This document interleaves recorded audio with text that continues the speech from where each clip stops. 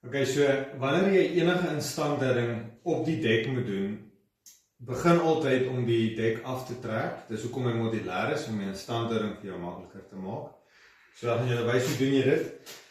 Jy slaan net hierdie armpie op tot op sy stoppertjie en dan trek jy net die dek.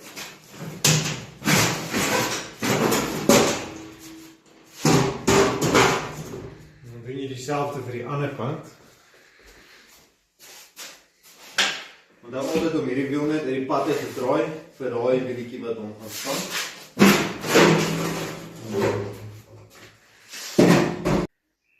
Okay, dan die tweede stap is om hierdie voetplaat op te tel sodat jy maklike toegang het tot al die komponente. Nou om dit maklik te maak en om op sy plek te hou, sak jy eers die dek tot op sy laagste verstelling.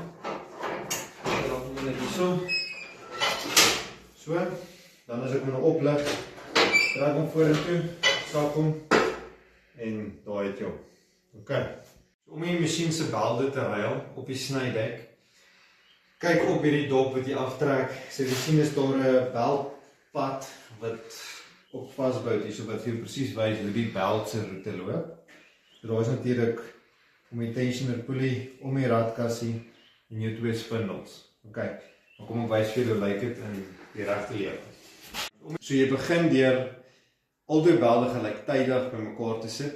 Jy kan hulle nie apart opsit nie, anders kan jy dit nie oorkry nie. So die eerste stap is om hom hier onderdeur die radkasse pulley te druk. Nog het hy. Dan trek jy hom voor hierdie tweede pulley. Hy hoef nie in sy groewe te lê nou al nie. Also. Dan maak jy seker, of vat jy hom hierso, maak seker hy lê ten minste in die radkasse pulley se groewe en dan vas hom hier agter. Trek jy die belde net so en los hulle daar. En druk jy jou hand hierso deur. Trek hom van daar af oor die tensioner pulley, hierso. Dan maak jy nou seker dat hy mooi op die radkas pulley in die pulley mooi in lê. En dan die volgende stap is om hom oor daai tweede pulley te trek. Maak seker die beld wat bo is bo wees. Nog sy. Okay.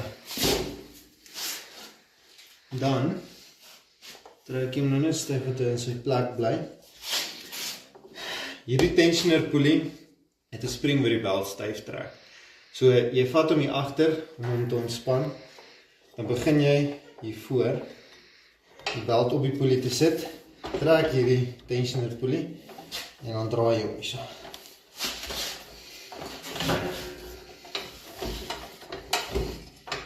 Okay.